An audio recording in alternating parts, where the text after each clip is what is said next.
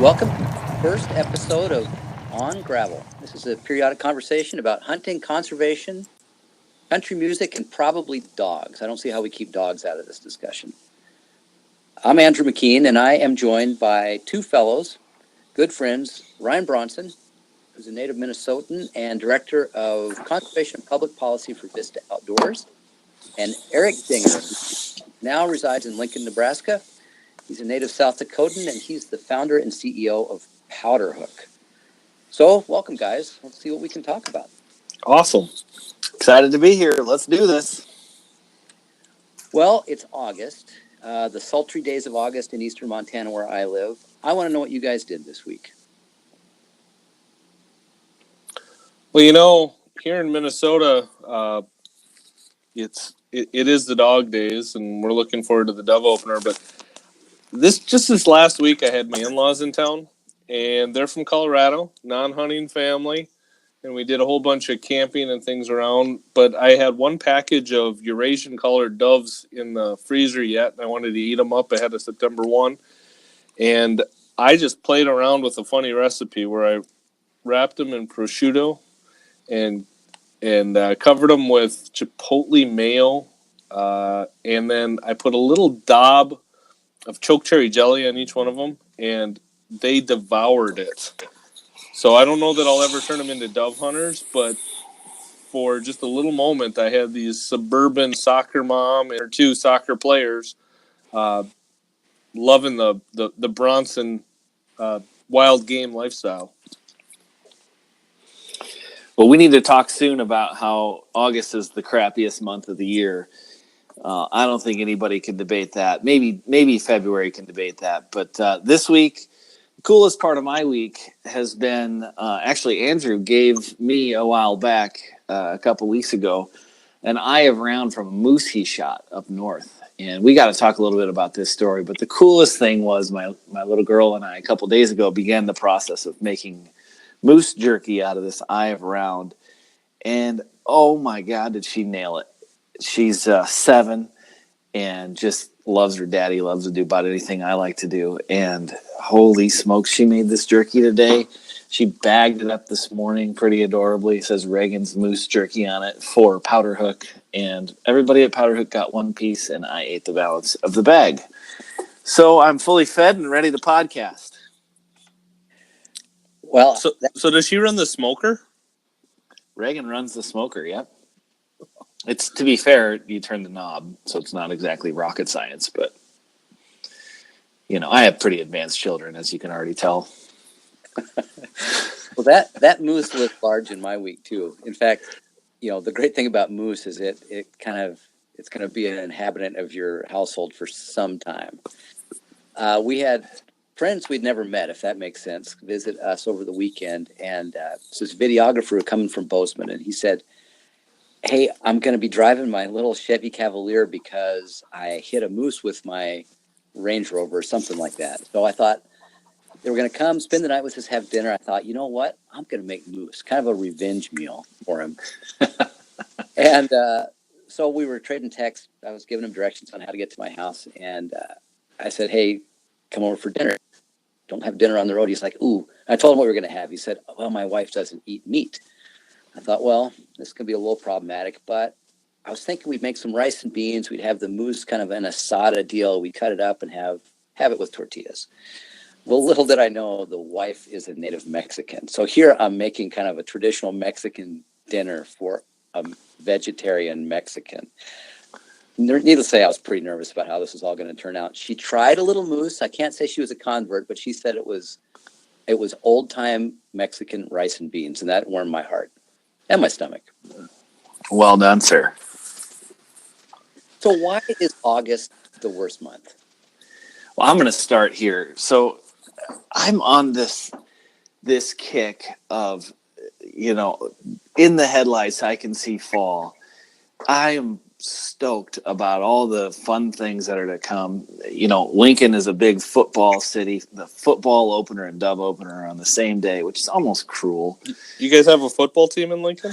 We used to. We may again someday soon, but they are going to suit up September 1st this year, which is for 17 straight years. My best buddies and I have been on the same spot on the evening of Dove Opener, and it's a 7 p.m. game. These same friends host the tailgate to end all tailgates in Lincoln, which if you're ever in Lincoln, Mr. Mrs. Listener, stop by and say hello.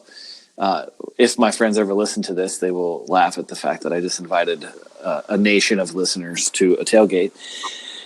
Yeah, exactly. My wife will listen, maybe your wife.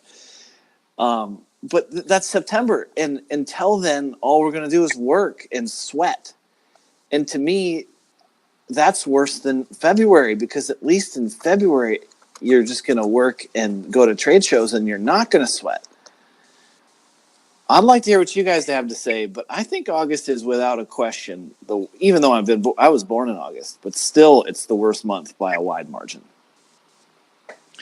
Bronson, you were born in August too. I was. I share a birthday with Barack Obama, so if you want to know what my birthday is, you'll have to Google that. Dang it, I just gave away the password for every one of my websites. I'm going to have to go change those real quick. What, Barack Obama? Well, I've got Bronson's got better reason to love August than I do. But for me, it's prep month. And so I've been shooting my bow a lot. And we actually have a little bit, I call it's the August group. So if I'm shooting my bow, I live out in the irrigated alfalfa. It's all flood irrigated. Mosquitoes make Minnesota mosquitoes look laughably puny and kind of shy. These are aggressive mosquitoes. Well, when you're shooting a bow, you're dialed in, you're full draw. And out of any 5-shot group, I'm going to have one that is totally mosquito related and is going to probably miss the entire target. Wow. So I've got to admit I've not bow hunted for 10 years. I'm not proud of that. It's just a fact of life that I haven't bow hunted for 10 years. But when I was a 14-year-old shooting my Ben Pearson youth model and bow hunting in Minnesota, opening month, I mean, middle of September, to the middle of October, we had mosquitoes every night. And I had it in my mind that if we got to the magic hour, that last half hour, if I sat perfectly still and withstood mosquitoes biting me and didn't swat them, that by paying that penance ahead of time, that God would reward me with a deer. And I, honest to God, put up with a lot of mosquito bites and didn't shoot very many deer back in those days. Sometimes do you feel it's redundant to tell stories about Minnesota and include mosquitoes? Like as if anyone listening throughout the country didn't know that was part of the story? Well, probably, but do you have thermocell immune mosquitoes there? Well, it's funny. Thermocell's not that big in Minnesota. I always felt like that was more of a southern thing. So, no, thermocells work very well in Minnesota because they don't get exposed to it very often. Huh. So, I think we should maybe reach out to Thermacell as our first advertiser. But maybe you should. Hey, you mentioned, Bronson, the password you need to change on your computer, and it reminds me. Do you know Forrest Gump's email password by chance? I do not. Oh, it's 1Forrest1. Okay, that's officially a dad joke. Yeah, and I'm on the board. All right, but honestly, so for me, August, not just the fact that it was my birthday month, but August was always kind of a highlight for me as a kid, because when I was growing up in Minnesota, we did not have dove hunting. We've only had dove hunting for the last 10 years. It had been closed in 1948 and hadn't been open for forever. And my dad never thought that was very fair. He was annoyed that southern states had teal seasons and we didn't, and they also had dove seasons and we didn't. But we didn't violate the law and shoot doves. What we did is that a full month before September 1st, August 1st, we declared the official opening of barn pigeon season, and we would hunt barn pigeons those weekends in August, getting ready for the fall season. And we were hunting for the table. Everything we shot, we ate. So we had that whole progression where the little kids, your job was to gather rocks and because you always needed a rock to throw up and hit the top of the silo to scare the pigeons out. And then we had a couple of farms that we would go to that your job was to go into the scary barn around all of the barn spiders and everything in there, crawl up into the hay mound and scare the pigeons out that way because they were such good barns that the pigeons were protected. They stayed in there until you went up there. And then you progressed up to the BB gun level, and then eventually when you got to be about 9 or 10, then you could handle a youth model 20 gauge. Then you got to be a shooter. So that was the natural progression for us. Dulled a lot of knife blades, cleaning pigeon gizzards. Had pigeon feathers all over me for a long time. But yeah, we ate all those pigeons. That was a staple for us as a family. Pigeon soup. How does one make pigeon soup? Well, my mom would take the pigeons. We plucked them, and we pluck all our ducks for the most part too. We don't breast many things. And when you ask me why, that's because that's how my dad did it. And my dad would tell you, well, that's because his dad did it. But we would take whole plucked pigeons and freeze them. We didn't have vacuum sealers back then, so we double bagged them in bread bags. And then we take them out, and my mom would boil the whole carcasses and make a broth, and then pull all the meat off. And there's always a little bit of skin in there and fat too. And then it was basically vegetable chicken soup except with pigeon. But she never put noodles in pigeon soup. In pigeon soup, she only put rice, and that was how we knew if we were having pigeon soup or if we were having chicken soup. And we ate just as much pigeon soup as we ever ate chicken soup as kids. Have you ever netted pigeons? I have not. I want to, because I need some birds for dog training right now. I did it only one time, and I don't know that I'd recommend it, but apparently strobe lights are supposed to basically turn them into, they're supposed to stone their nervous system, and they just drop off the rafters. Really? This buddy of mine brought a big strobe light into a barn. We tried strobing them. They didn't fall off the rafters. So he said, why don't you throw a rock? This is at night. You have to do this at night when the strobe light actually works. We're not. So I stood down below and threw the rock, and he turned the strobe on. And I have just these flashes, phosphorescent flash memory of my buddy Bud getting hit by the rock that I threw. Frozen in half-second intervals. So don't do it. No pigeons fell. By the way, we mark the passage of time here a little bit differently. I don't know if you heard, the first train came through. My office is near the siding of the old Great Northern Railroad, so when we get to the second train, it's time to go. Fair enough. It's a good timer. That's right. Well, you didn't ask me what I did this week besides serving moose to vegetarians, but Bronson mentioned his dog. I had a brush with dog owning disaster. The other night, one of my teenage boys decided to go shoot gophers with his buddies, and they loaded my lab Nellie in the back of the pickup. She's a 1.5 years old, just Ritalin addict. Pretty distracted kind of dog, but she rides like a champ in the unopened bed of a pickup. The only danger is when you stop, there's a fair chance she might jump out. But when the wheels are moving, she's a rock back there. But she's also absolutely insanely inspired by gunshots in a good way. She wants to go get whatever's being shot at. And so Merlin and his buddies had a good time apparently shooting, but he came back long after dark, and I asked how it went. He said, pretty good, but I got some bad news. We lost Nellie.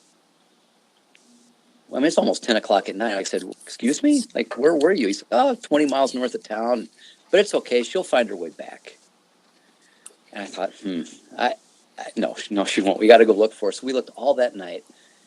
My kid, he took it pretty hard. He didn't sleep much that night. He got up early. It's actually just yesterday morning, and went back to where they had shot the first time. Because I said, the chances are pretty good. Wherever you fired that first shot, there will be Nellie. And I have no idea how she spent the night, but apparently it was in a swamp based on the clusters of mud. But there was my wild-eyed, wide-eyed, spiral-eyed dog ready to come home. So lesson here, maybe a kennel in the back of the truck is the way to go. Man. It's easy to disparage my dog because she's such a moron, but living for a few hours with the possibility that she might not be in my life was like I became just sort of suddenly fond of her. So, are you fond enough of her to tell people how she drinks? Oh yeah. So Nellie is just a dumbass. That's really the only way to say it. She's an inspired dumbass. She's the most athletic dog I've ever seen. She's hell on birds, and she's actually pretty biddable when we're out in the field. But she's also she's a wrecking ball. No matter what she's doing, and it's best described. She just puts her entire head in the dog bowl and blows bubbles first, the water, and then kind of, I guess you'd call it drinking, although it's also like slapdashing paint on a picket fence. Like there's more water everywhere than in her gut, but she gets by, I guess. So I'm familiar. I know what Nellie looks like, but for the listeners, they're all wondering, what color Labrador does he have?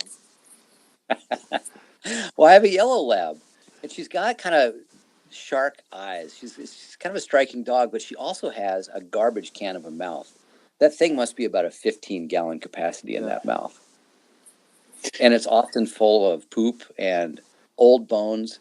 And we run a little bit together. I was training for a marathon earlier this year, and she actually did pretty well running, but she'll forget her name. She'll forget to called, but she will not forget a choice morsel. We were running down the road, gravel road out in the country, and she was kind of lagging behind when I stopped and waited for her. She came to me with a desiccated, ancient scab of a box turtle shell. Mm-hmm. Probably it looked like maybe it had been hit, but it had just been out of water for years upon years. So I took it from her and I ran for a little bit. I finally threw it in the borrow ditch of the road. We kept running. A month and a half later, we're running down the same road. Nellie disappears, goes to the very spot I threw the turtle shell, comes back with it. Mm-hmm.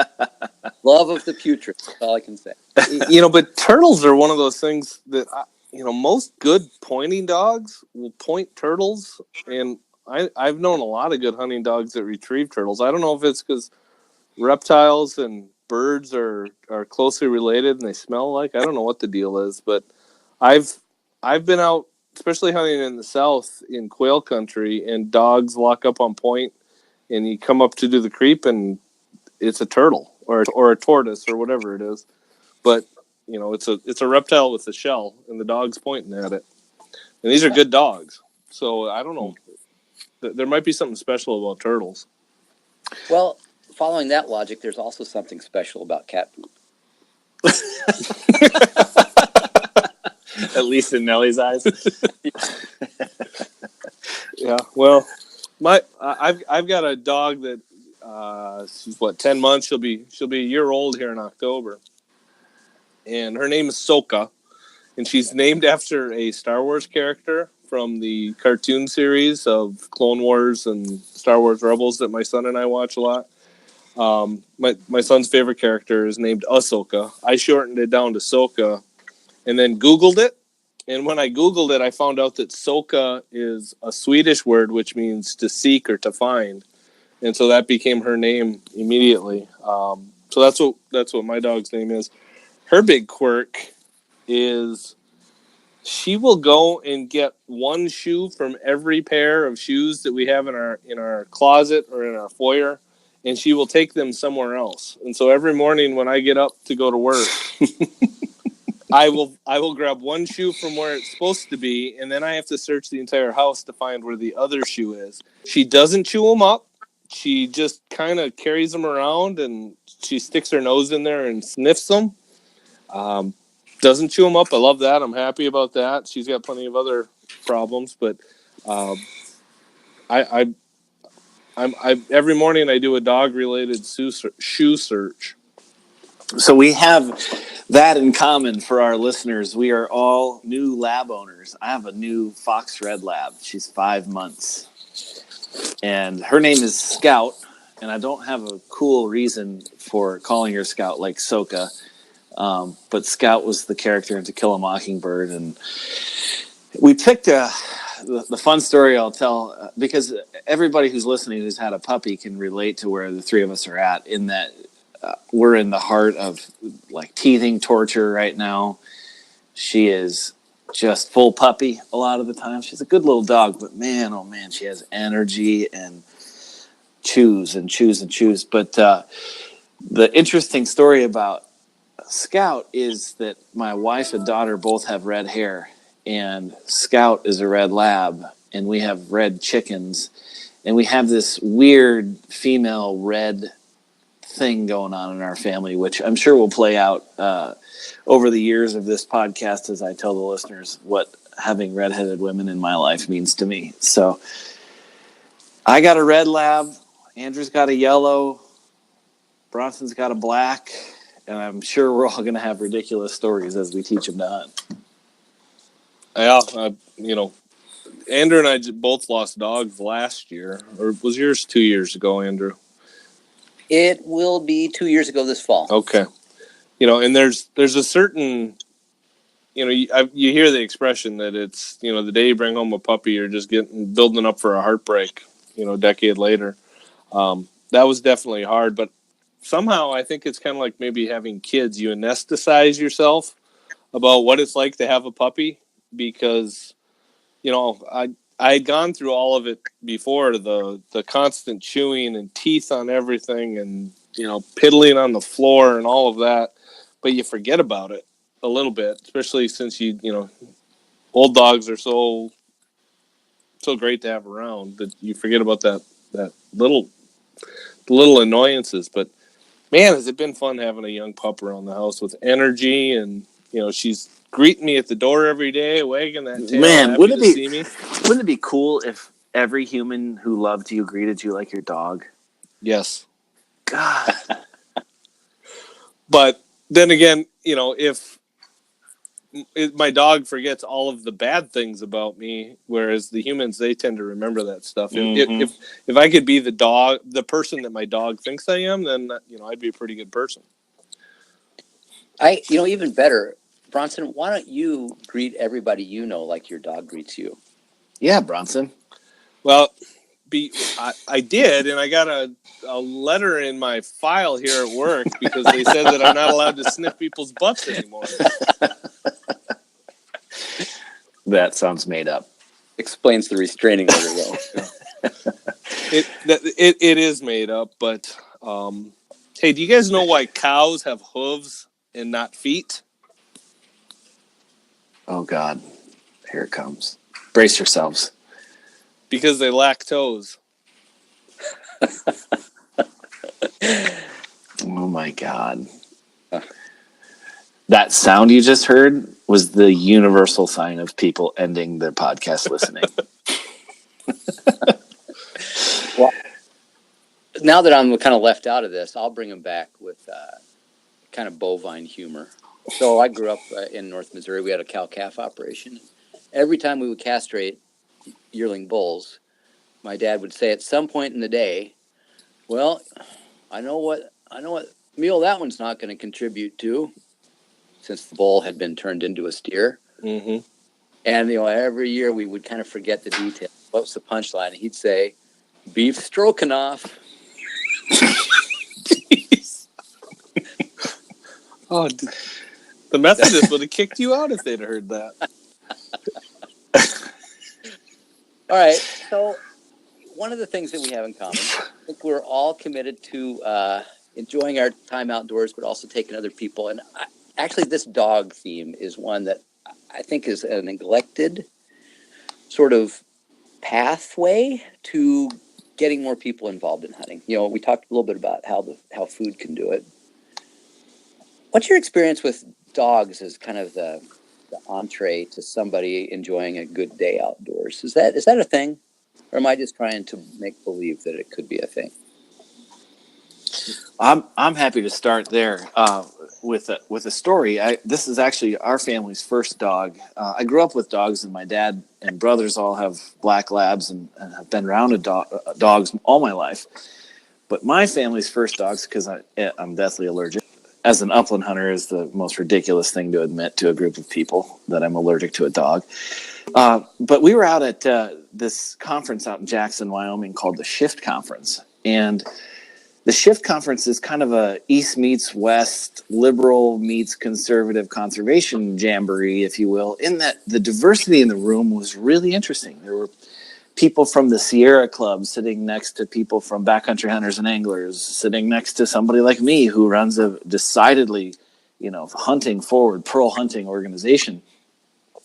And in some ways, in my head, I had construed that, organizations that are on the left end of conservation, the more greenie-backed organizations must be anti-hunting. And we actually were given at this conference 3 hours to talk about hunting and how to bring hunting out of sort of the shadows it's found its way into culturally and make it more mainstream. And to speak to what you're saying, Andrew, many of the participants in the conference were of minority descent, A, and B, from urban areas. And the number one thing they said that's attractive about hunting and the number one way you could get them interested in hunting is to talk about and show them the love and care and time it takes to have a dog you hunt with.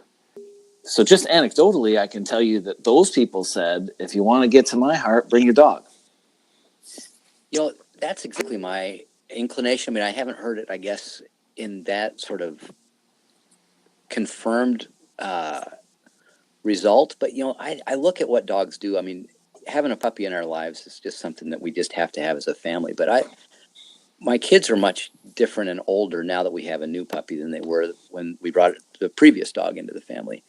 One of the interesting things, my kids are outdoors people. They love hunting and fishing and being out there, but they use the dog kind of as a social lubricant, I guess. And I see this in cities also. And it's the best way to pick up a chick if you're a young single guy is to have a cute puppy with you. I mean, people gravitate to dogs like you can't believe, and people of all stripes. And so I'm happy to actually hear that anecdotally, that I think dogs are a great sort of pathway, because it's hard to deny a dog's genetic predisposition to be a hunter. I think that sort of softens opposition from people who see that relationship that a human can have with a hunter, and then use the dog as a companion to team up as a hunting group. So Yeah, I think the fact that a non-hunter and even an anti-hunter accepts that a dog's genetic makeup is as a hunter, and they accept that, and sometimes they don't accept that for humans. They think we should have evolved past that. So seeing that, that what you described is dogs as the gateway. We had there's an anecdote here in Minnesota. There's a producer for Minnesota Public Radio, works on a couple of different, used to be involved with Prairie Home Companion and things. From a non-hunting background, I'm not going to use her name because someday I think she'd make a really interesting guest. But came from a non-hunting, but had these German Shorthair pointers, and she got to know the guys at Pheasants Forever. In Bob St. Pierre in particular, he's a German Shorthair pointer guy. That's what he runs, and she is now a pretty devout hunter. And she's still involved with Minnesota Public Radio, and that's her crowd. Lives in an urban environment, but if you follow her on Instagram and on Twitter, her life is going around in a minivan in the fall hunting rough grouse in Minnesota with that short hair that she would have had anyway. But when she saw the connection that dog had to hunting and how much joy it derived from it, you kind of realize you're kind of depriving your dog, especially these hunting breeds, if you don't let them hunt. That I used to see that with my old dog Delta. My wife loved Delta to death and never hunted with her once, and she would see the heartbreak on Delta on those times when I was doing a hunting trip that was work related, where I'd pack up the guns and leave her behind. She would be heartbroken the entire time I was gone. And so my wife got to understand how important, the hunting experience was to the dog. And while she was always skeptical that I felt that same thing as strongly, when she saw it on the dog, a creature that she loved with her whole heart, I think she got a little more accepting of my obsession with being in the woods and chasing birds and creatures. So it's honestly helped me on my side because my wife is more tolerant. So it became my standard line that, look, I got to take the dog hunting this weekend. And she became my excuse. So it worked for me. But I've also seen the anecdotes of where it takes people who don't hunt and it turns them into hunters. I think, man, guys like Ultimate Upland and things like that, I think they've described connections like that through some of their work as well. There's a fellow that Dinger and I met. His name's AJ DeRosier. His outfit's called Northwoods Collective. He's been doing a lot of outreach around upland bird hunting, especially woodcock. And I wouldn't think of woodcock as being a particularly accessible species. The popple they live in is just sort of torturous to work through. You get little flashes of wing beats. You hardly ever see the whole thing. And then when you get one in hand, I think they're beautiful, but a lot of people think of them as just worm-eating brown jobs. But somehow AJ has figured out the way to making woodcock universally appealing is through that dog. And he's really bringing a lot of people who have no association with hunting into the woods and into the community through chasing a dog through whiplashing branches in pursuit of woodcock. It's cool.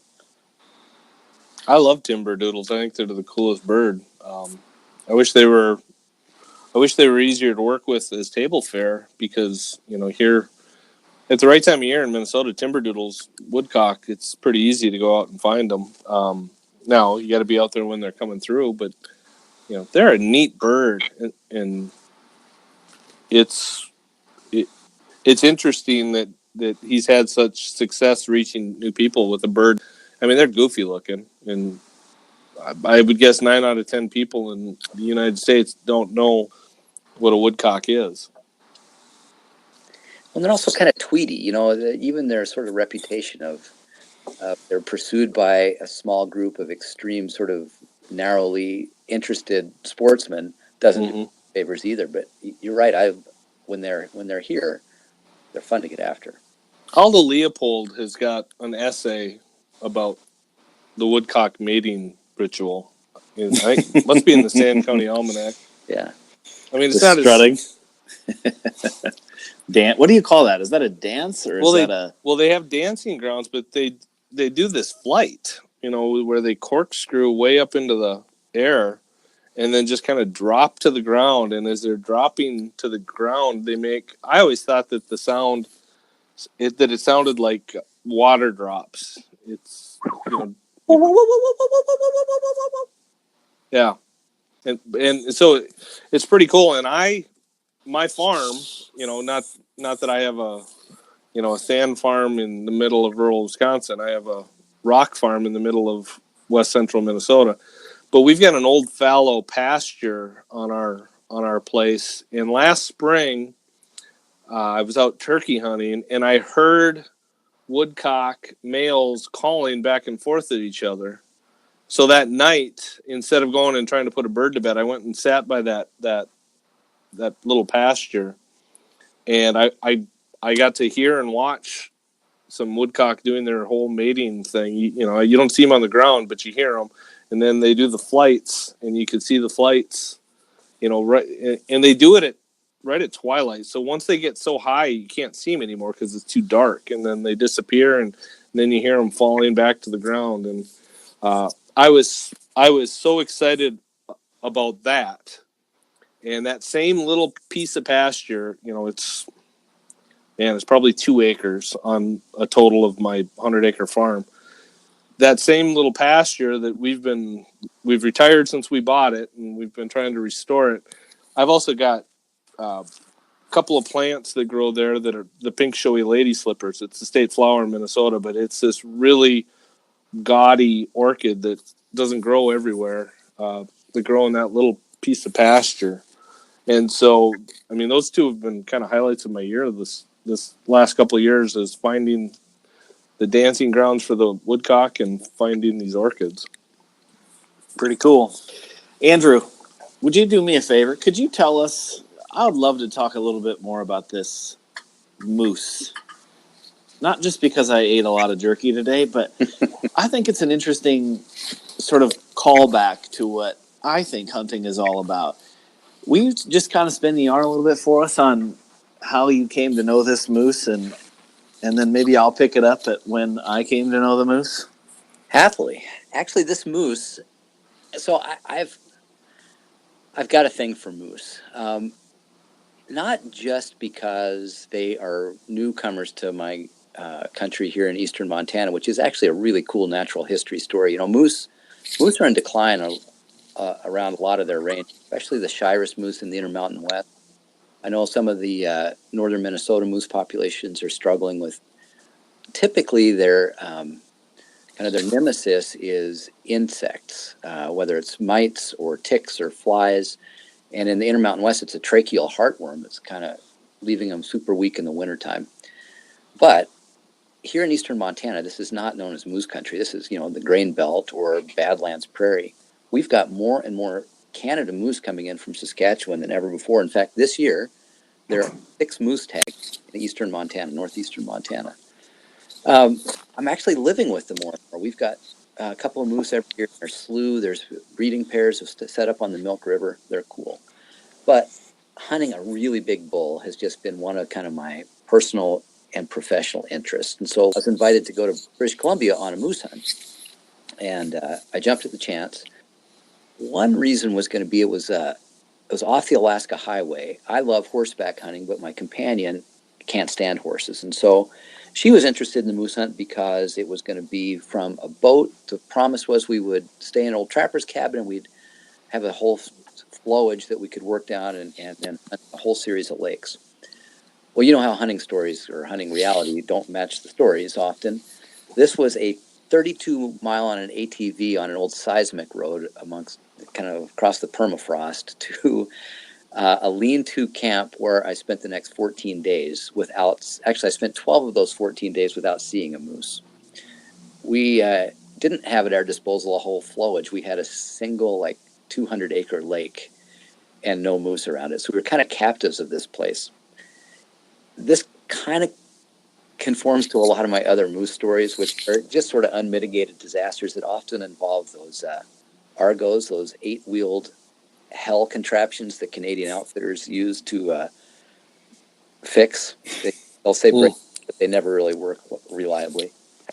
Anyway, on the 11th or 12th day, we finally heard a moose calling, and the next morning we were out early, and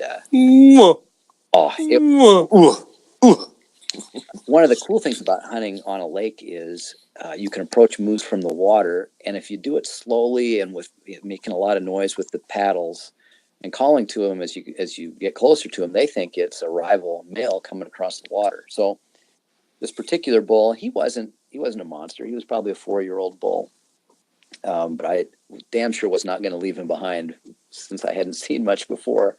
So I knew we were going to connect with him. And the place I was hunting, you have to have. There have to be 12 points on a side or at least 3 brow tines on one side. So as we're approaching, I'm studying this animal through my optics, just making sure it's legal. And once I confirmed it was, really the rest of it was let's see how close we could get. So I ended up from the boat at 13 yards. And he went down. This is grizzly country. So taking him apart took the better part of a day. But the cool thing is, it was cool enough there and we were close enough to the end of the hunt. We quartered everything. We hung it long way from the little lean-to we were staying in case bears showed up. But I had driven up to British Columbia, so it was a rare opportunity for me to bring back the entire animal. And my companion got a moose, but the third member of our party didn't. So I felt pretty obligated to share my meat with them. So I gave away some meat to everybody, but I brought back about 800 pounds of boned out moose. So when I tell you we've been living with this animal for a long time, I mean it. We still have some moose in the freezer if anybody's interested. But that was how You are. I'll tell you that. how that came into my life. And then I was going to go meet Dinger. Actually, I took Amtrak. It comes right through my town to Minneapolis, where Dinger came to meet me. And my little peace offering, or I guess, inner office exchange, was to bring some moose meat to Dinger. And so that's how it arrived in your hands. So awesome story. Being on the receiving end of that and not spending 11 days in a trapper's cabin with any other humans actually makes the moose taste slightly better today. Because although I would give just about all the top of my bucket list to go do that, 11 days in a confined space with just about anybody would be pretty tough. So home I go with what I would guess is about a 3-pound Ive round piece of meat that looks like, well, it looks like a beef round steak. Very little marblings, very lean, but just like solid, beautiful cut of meat. My little girl says that she wants to help me make jerky. And so rather than helping me, I helped her. And so she did everything with this piece of meat. She cut it, or helped me cut it anyways. She mixed the spices. She put it on the meat. She laid it out. She bagged it up. Yesterday, she put it on the smoker. We smoked it for 4 hours, then heated it up a bit to finish it. And today, I got to bring a little quart plastic bag that says Reagan's Moose Jerky for Powder Hook on it to work. And I am sort of giddy proud of that for some reason. And here's why I think I feel that way is we spend a lot of time, all three of us, talking about what hunting's about and trying to invite people into this lifestyle. And as we've talked about, I think food is a great way to do that.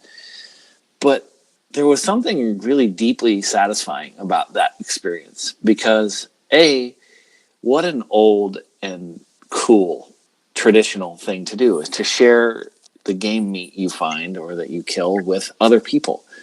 So Andrew's act of sharing his pori from Canada with us is like this internationally cool piece of meat to start with.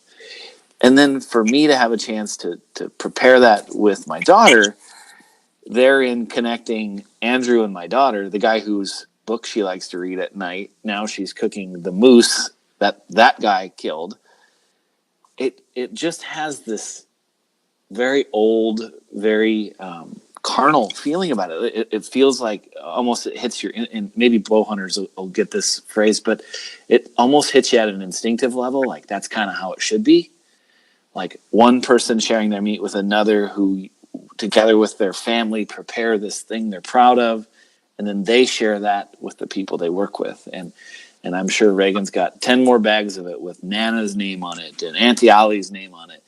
And I think therein is the heritage or is the lifestyle that is so good and pure and so much a part of what we want other people to experience with us in our work. And so I was really happy to share that story. Thanks for indulging me, guys. Well, we're at the first crack of this podcast, but what you just described is what I hope we can achieve every time. The three of us experience hunting on a genetic level. This is who we are and what we do. I hope that some way we can be the dogs of this relationship and be the gateway to inviting other people into our world. And so that story of the meat may be the most resonant one I've heard in a long time. And I don't know that we'll always replicate it, but I think we should try. So thank you, gang. This is a lot of fun. Looking forward to the next one. Me too. All right. Well, stay on the gravel.